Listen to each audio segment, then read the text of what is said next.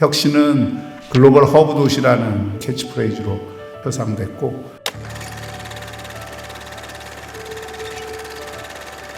행복이라는 키워드는 다시 태어나도 살고 싶은 부산으로 표상되었습니다.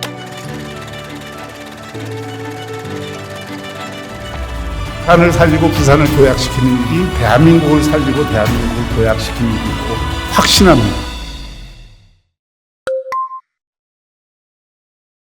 15분 도시 정책은 지금 우리 부산시에서 전개를 했더니 많은 도시들이 지금 우리 거를 함께 하자는 지금 요청들이 들어오고 있습니다. 제가 이제 사회학 교수 출신이라서 그 점에 대해서 좀 과거에도 인식이 있었는데, 우리가 인간의 행복을 가져오는 여러 요소가 있습니다. 자기가 즐거운 거를 하는 것도 행복이고 의미를 찾는 것도 행복인데, 그 가장 사람을 행복하게 하는 것 중요한 건 역시 좋은 사회적 관계를 다양하게 맺는 것이 행복의 가장 중요한 원천이라고들 합니다. 거꾸로 생각하면은 모든 불행은 관계의 파괴에서 오거든요. 그런데 그런 좋은 사회적 관계를 그러면 어떻게 육성할 건가? 그 좋은 사회적 관계를 자기가 살고 있는 주변에서 얼마나 잘 활성화할 건가? 이게 15분 도시의 가장 중요한 가치입니다. 그렇게 하기 위해서는 많이 움직이지 않더라도 내 주위에 내가 필요로 하는 건강을 위한 것이든 아이들 키우기 위한 것이든 배우기 위한 것이든 또 스포츠를 하기 위한 것이든 그런 편리한 인프라가 내 주변에 잘 돼 있고, 또 이 걷고 환경적으로 쾌적하고 이런 어떤 이 여건들이 마련이 되고, 그런 좋은 사회적 관계를 유지하게 하기 위해서는 또 발전시키기 위해서는 여러 앵커 시설들이 있어서 그 앵커 시설마다 사람들이 모여서 만나고 의미 있는 일을 하고 또 거기에서 서로 교류하고 소통하고 이런 장을 많이 만들어주는 게 필요합니다. 그래서 그런 앵커 시설이 되는 게 들락날락 하하센터, ESG 센터, 또 각종 그 지역 내에 있는 문화원, 그 복지관 이런 데가 다 그런 앵커 시설들입니다. 또 스포츠 시설 이런 거. 그래서 제가 처음에 들어와서 시장이 된 다음에 우리 부산시청이 너무 메말라 있어서 아이들을 늦게까지 봐주면서 단순히 도서관 기능만 하는 게 아니라 교육 기능도 하고 문화 체험 기능도 할 수 있는 그런 복합 공간을 만들어 보자 해서 시청 안에 들락날락을 제일 먼저 만들었고요. 지금은 많은 학부모들이 그 아이들을 데리고 와서 이용을 해서 지금 30만 이상이 이미 그 하나만 이용을 하고 했습니다. 그리고 그 공간은 아이들만을 위한 공간이 아니라 어른도 함께 할 수 있는 공간으로 저희가 만들겠다고 하는 게 저희 꿈이고, 그리고 그런 것을 부산 전역에 지금 90여 개가 만들어져 있습니다만은 2030년까지는 한 200~300개 정도 만들 수 있도록 하는 게 저희의 목표입니다. ESG 센터는 환경 관련해서 이거를 재생하는 일을, 특히 지금 제일 문제는 50대 이상의 인생은 길어지는데 신중년이라 할까요? 고령 인구라 할까? 그런 분들이 일하면서 또 봉사도 하고 의미도 찾고 친구도 찾는 이런 공간들이 필요한데, ESG 센터를 해보니까 굉장히 효과가 있어요. 그래서 저희가 5개를 금년에까지 만들고 16개 구군에 다 ESG 센터를 확장하려고 그러고, 또 카톨릭 대학교에서 도움을 주셔서 어르신들이 활용할 수 있는 복합 공간 하하센터를 굉장히 대규모로 저희가 만들기로 했습니다. 그런 것들을 각 지역마다 심을 예정이고요. 어쨌든 간에 15분 도시는 자기 주변에 건강을 챙기고 교육하고 아이들 키우는데 좋은 환경을 만들어주고 좋은 사회적 관계를 활성화하는 데 초점이 두어져 있습니다. 그래서 그와 관련된 사업들을 지금 굉장히 많이 벌리고 있죠. 네. 제가 요즘 중앙정부 관계자들 만나면 늘 얘기하는 게, 우리나라의 초저출산은 단순히 아이를 안 낳는 그 문제에 비롯되는 게 아니고 우리나라가 갖고 있는 이 성장잠재율의 저하 속에서도 제일 중요한 문제가 수도권 과밀에 의한 초경쟁 사회로 우리가 갔던 게 제일 문제다. 왜 그러냐면 진화론자들도 얘기하지만 동물들도 너무 한 곳에 몰아놓고 초경쟁을 시키면 재생산을 안 한다 그래요. 인간도 똑같습니다. 세계에서 제일 출산율이 낮은 데가 서울하고 홍콩이에요. 아이를 놓는 거는 사실 아이 놓은 다음에 우리가 잘 그 보호해 줄 수 있는 보육이나 교육을 해주는 것도 중요하지만 제일 중요한 건 우리 청년 세대들이 아이를 낳을 수 있는 동기를 만들어주는 게 저는 제일 중요하다고 생각해요. 그러면 내 아이가 나와서 아유 저런 막 그 초경쟁 속에 들어가 갖고 과연 성공할 수 있느냐, 나도 이렇게 힘든데 우리 아이들이 성공할 수 있느냐, 아이를 경쟁 환경 속에 몰아넣고 생각을 하면 아이 놓을 생각이 안 드는 거예요.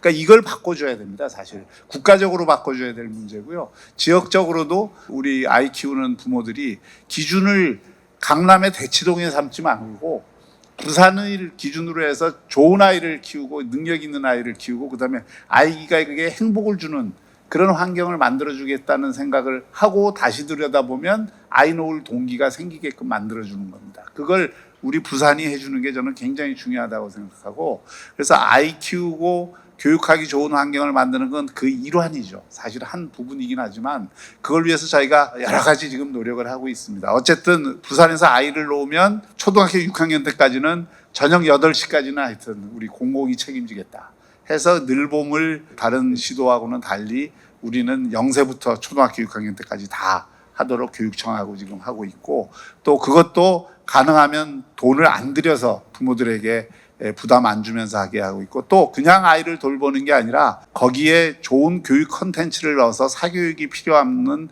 교육을 만들겠다 하는 것이고요. 그런 어떤 것들을 통해서 아이들을 이제는 부산에서 키우면은 아이들이 행복하고 아이들이 미래에 대한 걱정을 조금 덜 수 있는 그런 환경이 된다, 이런 이야기가 나올 수 있도록 저희가 최선의 노력을 하고 있고, 또 뭐 소소한 지원 정책이지만은 아이들에게 지원하는 다자녀 가구 우리가 뭐 포인트를 지원한다든지, 또 어린이 교통을 무료로 한다든지, 또 들락날락을 확대한다든지, 뭐 이런 걸 통해서 부산에서 애 놓을만 하거든 이런 생각이 들도록 저희가 이제 노력을 많이 하고 있습니다.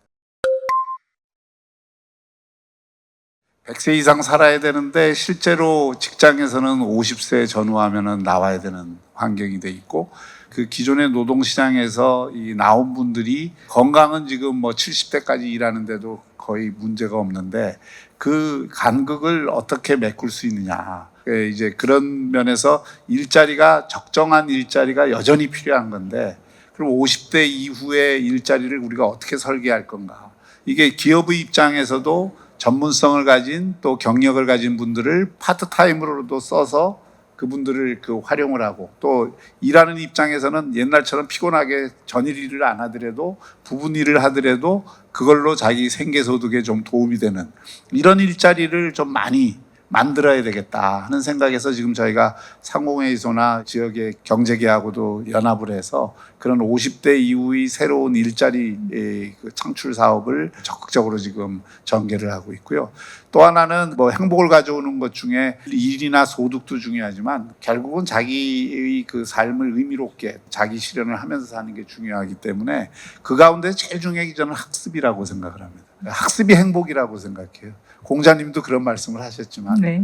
그런 어떤 학습의 기회를 많이 드리는 것이 중요하다. 평생학습원뿐만이 아니라 우리 곳곳에 있는 학습기구들이 있습니다. 그걸 활성화해서 좋은 배움의 기회를, 또 새로운 정보와 새로운 기술들이 계속 나오기 때문에 그런 걸 익히고자 하는 분들에게는 새로운 기술이나 직업 훈련까지도 포함을 해서 학습의 기회를 굉장히 많이 우리 부산 지역사회 전체를 깔아야 되겠다 하는 생각을 들고, 거기에는 우리 지역의 대학들도 적극적으로 좀 함께 협업을 해주셔야 되고, 우리 부산시가 갖고 있는 각종 공공기관들도 그런 어떤 학습의 장으로 만들려고 합니다. 그런 노력들을 통해서 우리가 이게 당장의 해결은 안 되지만 저희가 60대, 70대의 고용률을 굉장히 좀 높여갈 수 있을 것 같고, 이런 시스템을 구축을 해서 이 노후 삶이 좀 더 편안해지도록 또 행복해지도록 하는 기획을 하고 또 그걸 실천을 하고 있습니다. 우선 뭐 그 말씀드리기 전에 제가 제일 안타깝게 생각하는 것이 지금 지역의 소상공인들 문제입니다. 특히 자영업 하시는 분들. 이게 이제 구조적으로 부산이 자영업 도시 비슷하게 돼 있어서 전체 경제활동 인구의 한 2% 정도가 자영업 하시는 분인데, 잘 아시다시피 지금 시대가 달라져서 이 자영업이 살아남기가 사실 굉장히 어려운 환경입니다. 플랫폼 경제로 바뀌었죠. 온라인 쇼핑으로 다 바뀌죠. 이러니까 사실 장사하기가 어렵다는 얘기가 예전보다 훨씬 더 많이 들리고 지금 폐업을 하거나 부도를 내거나 이런 그 소상공인들이 굉장히 많으세요. 사실은 제일 제가 시정하면서 안타까운 건 그분들을 이걸 어떻게 좀 도와드려야 되는데 그걸 도와드릴 방법이 뭐 팬데믹이나 이럴 때는 정책 자금을 지원하고 뭐 이렇게 해서 좀 부양을 했던 건데 지금 그것도 한계가 있는 거고 그래서 이 점에 대해서 지금 중앙정부하고 저희 지방정부가 같이 노력을 해서 큰 좀 대책을 세우려고 하고요. 전환을 좀 순조롭게 하고 전환 과정의 고통을 공공하고 함께 좀 분담을 하는 이런 방식을 저희가 기획을 하고 있고 저희는 이 소상공인들도 혁신 소상공인들만이 살아남는 그런 시대가 왔다고 생각합니다. 그러면 우리가 스타 소상공인들을 많이 키워야 돼요. 스타 소상공인들이라 해서 뭐 스타트업이나 벤처 이런 게 아니라 예를 들어서 뭐 국제시장이든 자갈치 시장이든 시장에 가면 다 들리는 곳이 있거든요. 네. 그런 데를 정말 발굴을 해서 그게 혁신 기업들입니다. 사실은 전통을 갖고 있고 기술을 갖고 있고 이런 데를 더 성장할 수 있도록 지원하는 저희 스타 소상공인들을 발굴을 해서 지원을 하는 사업을 하고 있고 더 나아가서는 그분들이 새로운 창업을 한다든지 새로운 어떤 기회를 가져가려 그러면 그쪽에도 저희가 펀딩을 할 수 있도록 할 것입니다. 그리고 그런 어떤 지역 내에 혁신 소상공인들이 많이 나올수록 전통시장의 모양도 바뀌고 또 그것이 파급 효과를 많이 가지기 때문에 그런 쪽에 저희가 지원을 하고 소상공인 지원센터는 저희가 통합적으로 지금 운영을 하고 있기 때문에 어떤 문제라도 상담은 저희가 다 함께 하고 있습니다. 부산의 자연의 아름다움은 뭐 두말할 게 없는데 외국 관광객이나 국내 관광객들이 와서 부산의 그 매력을 느끼고 이게 글로벌 수준의 도시다 이런 걸 느끼려면 자연은 글로벌 수준인데 사람이 만들어 놓은 건 글로벌 수준이 아니더라. 이렇게 되면 곤란하잖아요. 근데 사람이 만들어 놓은 건 대부분 디자인입니다. 그게 건축이 됐든 또 이게 시설물이 됐든 조경이 됐든 조명이 됐든 다 디자인과 관련된 거거든요. 그러니까 글로벌 허브 도시 정도 되면은 어떤 도시를 가더라도 그 수준이 있어요. 그러니까 그 수준을 우리가 맞추기 위해서 노력을 해야 되고 그 수준이 있는데 제가 강조하는 거는 좀 독창적인 수준이 있어야 된다. 다 똑같이 하는 게 아니라 부산은 사실은 좀 엉뚱한 면에서 독창성이 있습니다. 우리처럼 아파트가 많은 도시가 없거든요. 근데 그것도 상당히 유니크한 점이 있습니다. 독창적인 점이 있는데 그러나 이제 지금 과거의 그런 수준 갖고는 저희가 할 수가 없다. 해수욕장을 가더라도 해수욕장의 자연은 너무 아름다운데 그 주변에 해놓은 것을 보면은 뭔가 굉장히 복잡하고 또 때로는 눈살을 찌푸리게 하는 시설물이나 뭐 심지어 플래카드나 뭐 이런 것들이 굉장히 많잖아요. 이런 것들을 다 바꾸는 데는 건축가들이나 공공의 노력뿐만 아니라 우리 시민들의 안목이 전반적으로 높아져야 됩니다. 시민들께서 이거 저 눈에 거슬려 이런 거를 하면은 다른 사람들이 눈살을 찌푸릴 거야 하는 의식들이 있어야 뭐 하나를 갖다 놓더라도 또 시설을 하더라도 신경을 더 많이 쓸 거고요. 그래서 저희가 이제 작년부터 부산을 디자인 도시로 만들기 위해서 종합적인 지금 플랜을 만들어서 예를 들어서 어떤 시범거리를 이런 게 좋은 디자인의 도시입니다. 이런 거를 만들어 드리려고 하고 또 디자인은 우리 삶의 양식입니다. 우리 살아가는 모습이에요. 그래서 부산다운 살아가는 모습들을 잘 모양을 만들어서 보여주는 것도 필요하고 이런 걸 하려면 부산의 디자이너들이나 건축가들이나 이런 분들이 훌륭한 분들이 많이 나와야 됩니다. 그러면 그쪽의 인재 양성도 우리가 많이 해야 되고 이런 걸 하는 데 있어서 우리끼리 하겠다 해갖고는 안 되기 때문에 외부에서 식견과 능력을 가진 사람들과 네트워킹 이거 교류도 많이 하고 그분들의 도움도 받고 그러면서 우리 인재들도 키우고 이런 작업들을 함께 해야 되고 우리 부산시가 굉장히 아름다운 도시로 세계에서도 되어 있는데 이 디자인에 관한 한 몇 년 동안 이런 노력을 하면 자연도 아름답지만은 부산의 그런 자연과 어울리는 높은 수준의 디자인 도시다 하는 얘기를 들을 때 진정한 글로벌 허브 도시가 완성된다고 저는 생각합니다. 저도 서울 부산을 왔다 갔다 하면서 30년을 일을 한 사람인데 저는 30년 공직에 있으면서 주말만 되면 무조건 부산에 옵니다. 서울에서 일을 할 때에도. 서울에 집을 갖지 않았고. 그래서 왜 그러냐 하면은 바로 그런 문제입니다. 우선 부산에 오면은 이 탁 트인 바다와 이 산이 어우러진 이 자연이 너무 우리를 힐링 시켜주고, 또 공기가 그 당시만 하더라도 썩 좋지는 않았습니다. 좋지는 않아도 바다 이 공기로 그 정화되는 느낌이 있기 때문에 좋은데, 최근에는 그 공기마저 좋아졌습니다. 특광역시 이 미세먼지 조사를 작년과 재작년 2년 연속 부산이 1위입니다. 그래서 미세먼지가 제일 없는 도시고, 부산이 그렇게 된 이유는 지금 말씀하신 것처럼 과거에는 선박에서 나오는, 또 컨테이너 트럭에서 나오는 이 미세먼지나 환경 오염 물질들이 많아서 부산의 공기를 그 대기 질을 악화시켰는데, 저희가 그것을 굉장히 많은 전환을 해냈습니다. 지금도 하고 있고요. 그래서 친환경 선박 시대로 이제 앞으로 가면 더욱더 부산은 공기가 더 좋아질 것이고, 지금 컨테이너 트럭들도 대기오염 저감 장치를 다 의무화하고 이렇게 함으로써 저희가 달라지고 있고, 또 자동차의 전기차나 수소 트럭 같은 것들이 더 많이 들어올수록 이제 공기는 깨끗해질 것이고, 그 다음에는 이제 건물입니다. 건물 분야에서 나오는 대기 오염들을 저희가 관리하는 체계적인 계획을 세고, 앞으로 신축되는 건물들은 다 그런 대기 오염을 뿜지 않는 건물로 저희가 지을 것이기 때문에 앞으로 부산의 공기는 좋아질 일만 남았다. 중국만 막아주면. 네, 감사합니다. 시장님 말씀 듣고 있노라니 정말 부산이 살기 좋은 도시라는 게 다시 한번 느껴지기도 그 합니다. 객관적으로 드러나는 게 네. 이코노미스트가 조사한 세계 행복도시 조사에서 부산이 아시아 13위에서 6위로 뛰어 올랐습니다. 네, 여러분 이럴 때 박수 주셔야 합니다. 그리고 그 국회 미래연구원에서 조사한 조사에서도 특광역시 가운데는 우리 삶의 질 만족도가 부산이 가장 높은 것으로 나타났고, 최근에 브랜드들이 부산이 굉장히 높아졌습니다. 네.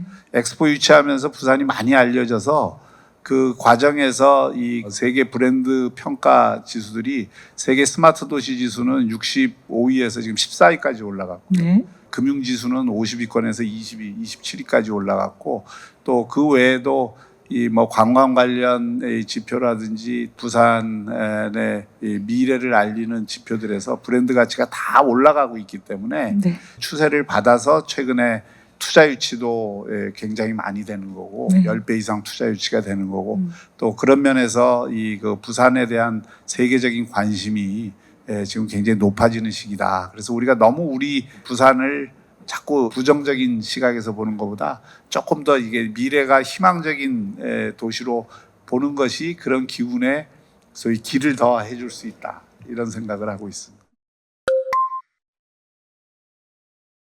타바라는 우리 부산이 굉장히 선도적으로 해서 이미 결과도 굉장히 긍정적으로 나와서, 그게 타바라가 뭐냐면은 이제 좀 외지에 있는 분들이 내가 버스가 필요하다는 걸 요청을 하면은 거기에 일종의 콜버스. 네. 일종의 조금 교통 스마트 체계 안에 담아서 저희가 시스템을 운영을 하는 거거든요. 그런 어떤 스마트 교통 체계를 이제 곳곳에 확산을 하기 위해서 저희가 노력을 하고 있습니다.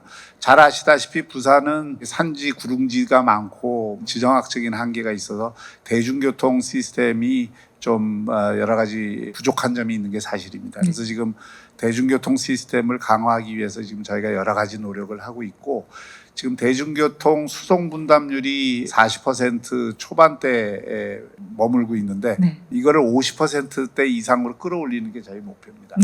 이러기 위해서는 시민들이 더 대중교통을 많이 활용을 하게 하고, 또 그러면서도 시민들이 교통복지를 얻을 수 있는 정책이 필요해서 우리가 전국에서 처음으로 대중교통 일종의 지원 정책을 했던 거고, 그게 동백패스 정책입니다. 그래서 일반 시민들은 버스나 도시철도를 이용하는데 월 45,000원이면 다 감당이 될 수 있도록, 그 이상은 환불을 해주니까요. 그리고 이제 최근에 어린이는 다 이 초등학생들은 무료로 했고, 중고등학생들은 이제 다음 달 1일부터 25,000원 이상이면 거의 다 환불, 5만 원까지 환불이 되니까 거의 다 환불이 되는 거라고 볼 수 있습니다. 지금 한 50만 명 가까이 이 동백버스 가입자가 생겼고, 그러면서 대중교통 수송 분담률도 지금 올라가고 있습니다. 그래서 저희가 대중교통 수송 분담률을 굉장히 높이기 위해서는 버스 노선도 조금 합리화해서 좀 빨리 갈 수 있는 분들에게는 좀 빨리 가는 노선들이 좀 만들어지고 네. 버스나 지하철 타는 분들이 혜택을 많이 볼 수 있도록 하는 정책을 계속 강화할 것입니다. 그래서 이제 부산에서 궁극적으로는 더 낮춰야 된다고 생각합니다. 대중교통 이용하시는 분들이 거의 무료로 그 대중교통을 이용할 수 있는 수준까지 저희는 가야 된다고 생각하고 그걸 지금 점진적으로 가고 있다 이렇게 말씀을 드리겠습니다. 늘 생각하는 게 이 낙관적인 태도가 낙관적인 결과를 가져온다고 생각을 합니다. 우리가 희망을 가지고 움직이면 그 희망이 구현이 되지만 우리가 비관적인 생각이나 그 희망을 버리고 움직이면 결코 우리가 원하는 결과를 얻을 수가 없습니다. 저희는 이미 몇 년 전부터 글로벌 허브 도시가 되겠다는 강력한 비전을 가지고 지금 움직이고 있기 때문에 이것을 반드시 해낼 수 있다. 부산은 정말 해낼 수 있습니다. 그걸 해낼 수 있다는 낙관적인 신념을 갖고 우리 시민들이 함께 해주시면 반드시 거기 갈 수 있을 것 같고 그렇게 글로벌 허브 도시 되는 게 남의 일이 아니라 내 행복을 위한 일이다. 이렇게 생각을 해주시면 좋겠습니다. 글로벌 허브 도시는 우리 시민들이 다시 태어나도 또 살고 싶은 그런 도시를 만들지 않고서는 절대 글로벌 허브 도시가 될 수가 없습니다. 그래서 우리 그 시민들의 삶의 질을 높이고 우리 시민들이 따뜻한 사회적 관계 속에서 서로가 서로를 아끼고 보살피는 도시, 그런 도시를 저희가 만들어야 이 글로벌 허브 도시도 빛이 나고 여기 와서 다 살려고 할 것입니다. 그래서 우리 아이들부터 또 어르신까지 여기서 아이 놓고 애 키워야 되겠다. 여기서 교육시켜야 되겠다. 노후는 부산에서 보내야 되겠다. 이런 이야기들이 전국에 아니 세계에 회자될 수 있는 그런 도시를 꼭 여러분들과 함께 만들고 싶습니다.